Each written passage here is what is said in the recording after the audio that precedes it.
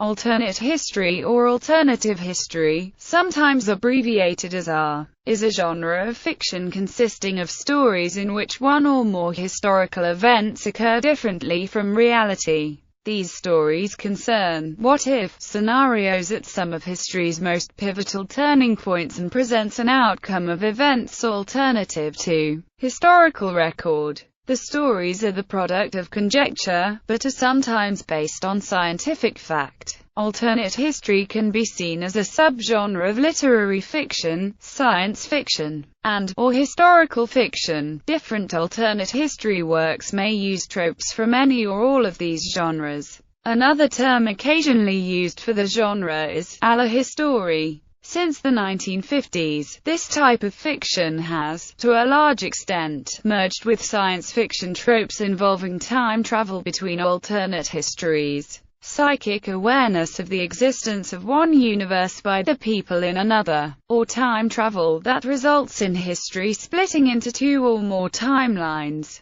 Cross-time, time-splitting, and alternate history themes have become so closely interwoven that it is impossible to discuss them fully apart from one another. In French, Italian, Spanish, Catalan and German, the genre of alternate history is called uchronia,